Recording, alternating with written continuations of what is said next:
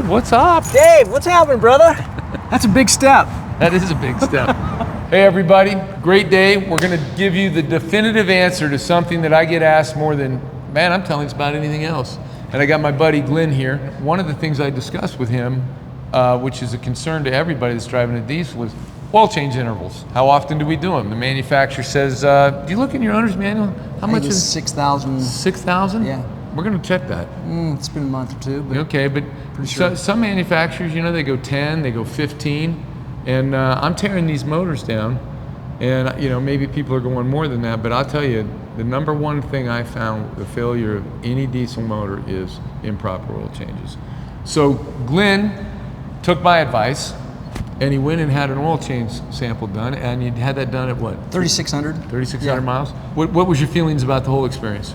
It was really pretty simple. I'd gone online, I found a company that provided the pump and the dispenser. I went in, had the oil change done, had a little sample, sent it in to them. Other than the fact it took 6 weeks, it was good. Whoa, 6 weeks? It took a lot longer than I expected to get the results back. 6 weeks to get the results back. Okay, so I'm going to give you a company, we'll leave a link right here, a company that'll give you a 72-hour turnaround time, because a lot of times you're doing these oil samples to kind of understand, am I going to purchase this truck? Now your truck's brand new, and your reason for doing this is to establish a baseline longevity. Yeah. Primary concern I have right now is I'm already up to 7,000 miles. Whoa. And it may be time for another oil change, I just don't know it yet. Probably not. We're going to look over your results, but I mean, that's the definitive way. If you want to know, here's the question. Everybody ask yourself this question.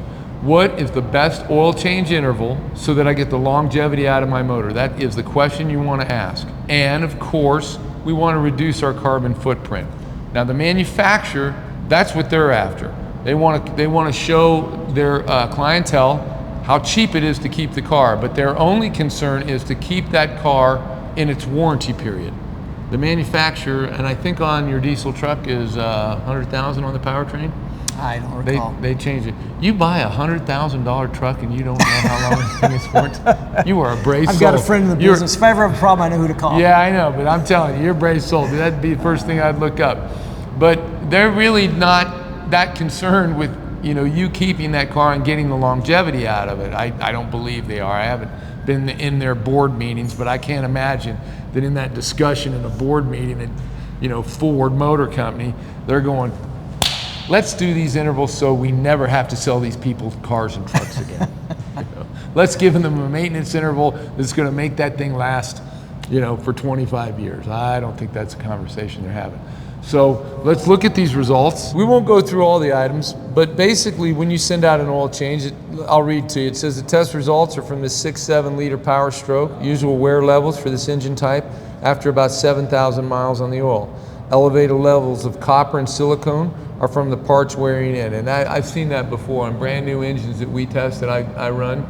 They'll always have more copper and silicone in them. It's from the surfaces on the rings, the bearings and things like that. And that'll come down as the engine breaks in. Talks here about it should decrease and begin to reflect the average after 2 or 3 or more oil changes, those silicates and the copper. And they go through and they tell you what those parts per million are, and then they give you what the averages are. So you want to start looking for changes in that. You're getting more lead in there, your engine bearings are coming apart, chromium, your rings are coming apart, a lot of iron, you're scarring your cylinder walls. Those are the type of things you're looking for that indicate if you're getting a lot of wear on your rings or something like that. On a diesel, it could mean that you're ingesting too much carbon. So maybe you've got a DPF that's overworking itself, getting plugged up, and you're not getting all that through the after treatment. So my recommendation based on these findings, and this was at 3,600 miles. 3,700, yeah. And now you're at 7,000, so you've only put another 3,000 on it. Mm-hmm. I wouldn't have it checked again till 10,000 miles because your driving habits are basically going to be the same. I know you go back and forth to Colorado and you've got your office and things you're going to, but basically you're like everybody else on this earth. You're probably driving the same pattern over and over and over again. Yeah, it will be for the next several months. Yeah. So what I would do is I'd recommend to wait till you get about 10,000 on it, which will give you about a 7,000 mile interval. Have it tested again, and then see where it's at. Okay. I am not, I'll look right in the camera and tell you this, I am not for anything that wouldn't allow us to have a cleaner environment for my grandchildren. I know you probably feel the same way, Glenn. So we don't want to do too much, but we also don't want to neglect things that can be very costly. And an engine on that ride, if it goes south on you, is an easily $25,000 bill right out of your pocket. And you don't want that at 150,000 miles.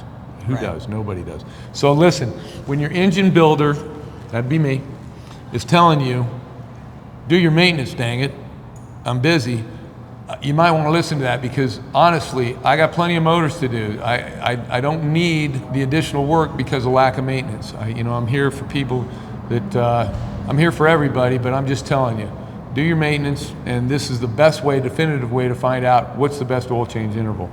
And we got a little treat for you today, don't we? We do. We did. We got a treat, man. It's treat time.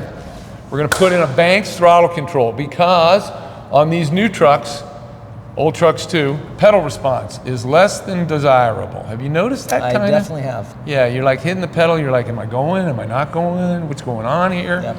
And there's many different suppliers of these, and I can promise you, the Banks is the elite. It's the best one. It's got the fail-safes in it.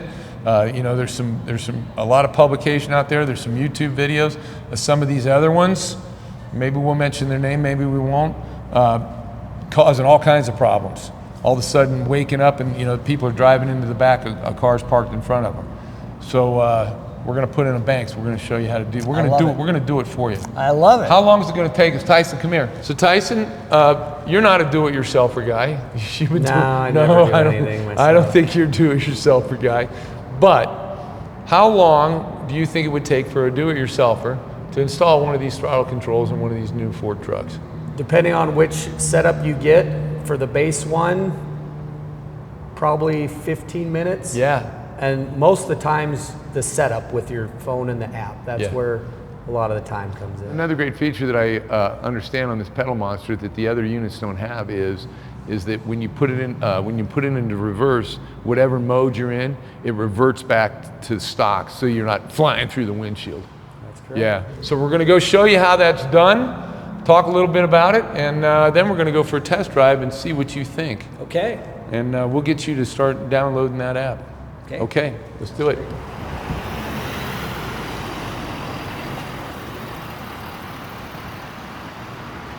Tyson, let's look at this beautiful engine that doesn't have any dirt on it yet. Woo! Look at that, nice and shiny still. Even smells like a new engine. So we're going to watch Tyson do a quick install on this Banks pedal monster and show you just how simple it is. We'll load the app in the phone, and Glenn will be the guinea pig. The guinea pig. I was going to the test mouth, the guinea pig, whatever you want to call yourself. Whatever you want to call it. We're going to call you the guinea pig because you know how it drives now, the pedal control, and less than favorable, isn't it? There is definitely a delay. You're going to love this thing. Tyson shows how to do it, buddy. If you got a 2024 Ford F350, that's the part number you need. There's many different ones, but this is plug and play. And let me tell you, Banks, when they sell you something that says bolt on, plug and play, they're not kidding it. I haven't found a problem with any of their stuff where it's like, oh my gosh, I got to fab this. No, that's not what happens. I'm going to show you. Warning, warning, danger. Look, this is a quick little note inside the box. I might as well, they tell you don't try this at home because your kids are watching.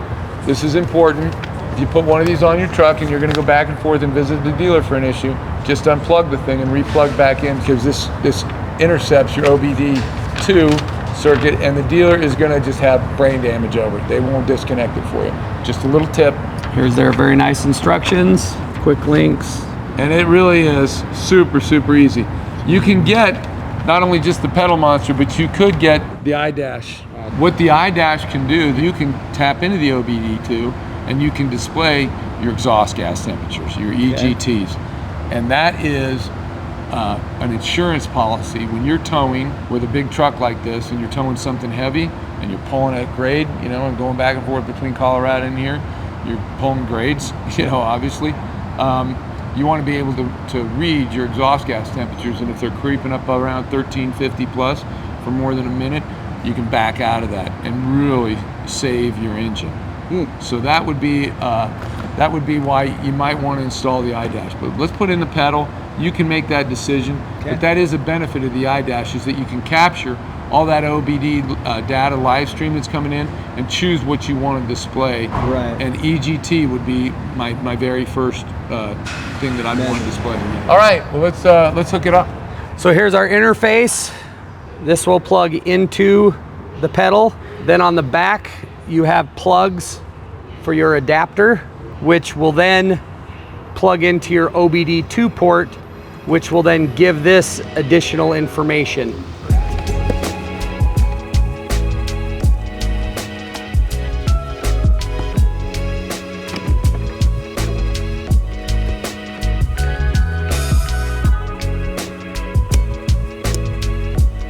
Doesn't matter which one you plug it into.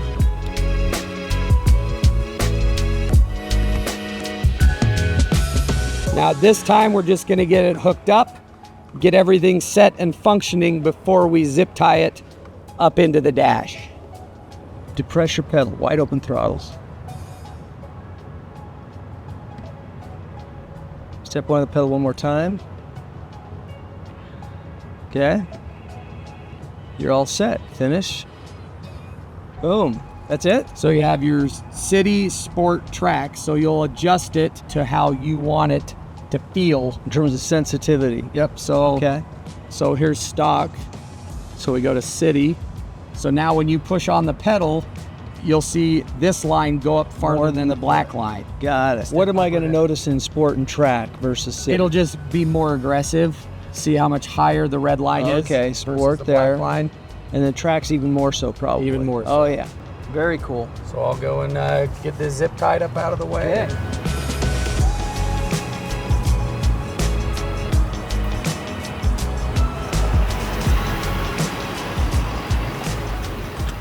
I can tell you right there, that's new. You may not. Have you driven many of these? Yeah. So usually I have to push it. You gotta Or- wait, And then it goes. Yeah. Especially coming out of park. So right now I did push that and have an immediate pickup.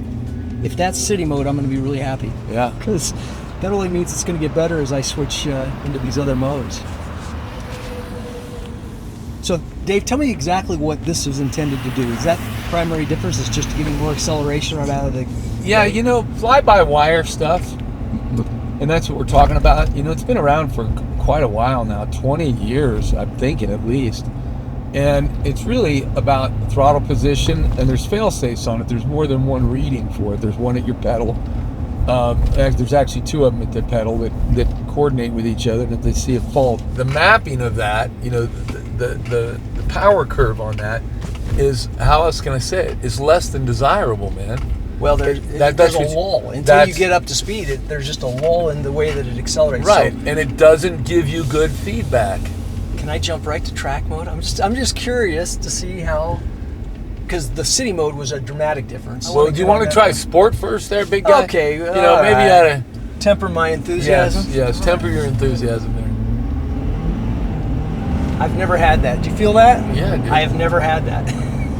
Not until I get up to like 30 miles an hour And or so. all that is that's a quicker response to the computer and a better mapping of your All right, acceleration. now can I go to track mode? You can go to track mode I'm now. just really curious. Wait for to these see. guys. Wait for everybody to pass you. Yeah, I And give yourself some room here.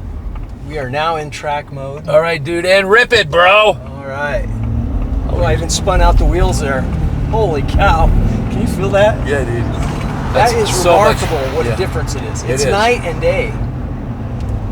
And really, what it is you feel like you really have the control that you're. Before you're like, okay, here we go. I'm gonna ease into traffic. Yeah. And it's like, okay, ready, set, go, and you're like, da da da da da da da. That is it, going up those off ramps, Right. and on ramps. It's just crazy the difference. Right. I'm glad you're happy with it. I'm thrilled. This is incredible. It makes you wonder why the manufacturer wouldn't just do this to begin with. It's like, why would you not want your trucks to perform like that? That's a good question. So that is the question, because I know there's a lot of engineers that watch our stuff, and some of them I know work at the manufacturers. Guys, why do you do that to us? Why don't you just give us or at least options? Like with this, you have different options. You're going to be running in track all the time now, aren't you? Oh yeah, it's never coming off a track. But you know, actually, I can adjust the sensitivity as well. I don't even know why. You know, your question is excellent. It's every consumer's question. Why do I have to buy upgrades to get that kind of stuff that should be is just going to make a happier customer right from the get-go? No doubt. Shout out to Gail and the team. Nice product. Better than nice product. Excellent product. Thank you, man. Oh, by the way, I got a call this morning from Gail's people. Gail's coming to visit. I can't even believe it. Well, I can believe it because he told me he's going to. He's coming to visit first week of October. So everybody, you've all been saying, we need a collab between Gail and Dave. It's happening. I'm pretty excited. You know, to show the Godfather my shop is really, I got to tell you, it touches me. I've worked my whole life for that opportunity. So Gail, looking forward to it. We'll see you and your team here in a month. So listen, you come to me for advice. Yeah. Oil sample, that was a good piece of advice. The pedal monster, super piece of advice. Here's another one. You got an EGR system, exhaust gas recirculation system. Fast makes a filter that you can change because the intake manifold over time is going to get full of carbon. And I'm talking, if I know you watch my videos and stuff, yeah. You see some of that black stuff that gets in his intake. It looks like the inside of a cavern, you know. This is a filter that you can remove out of the EGR pipe and actually clean it out. Wow. And it'll filter. Now I'm interested on a brand new truck, how much difference at 50,000 with an EGR filter would keep the intake clean, because we could bore scope it to check. So you might want to consider having us install an EGR filter. Let's do it. You want to do it? Yeah. Okay, we'll get one for you. I don't have one for that Is year this just truck. a one-time purchase, or do you? This is a one-time purchase. You clean it. You can just clean it out, and then we can just remove this and flush all the carbon out of it. Yeah. With that will definitely preserve the engine, and it'll keep all that maintenance down to a minimum. All that EGR. So with all the emissions crap that they're putting on these vehicles, once again, why wouldn't the manufacturer do that? Oh, look at that! Crazy. Another super You pay all that money for a truck, and they can't put on a simple removable filter. filter. Good question. Manufacturers, how about you answering that question? So guys, make sure, I mean, these kits come great. Fast does a good job. If you own a diesel truck, you've heard of the company. Keep an eye out for that video. I'm sure they've got one out for your 2024. We'll get one and get you back in here in a week or two. Love it. Peace, brother. Thank you.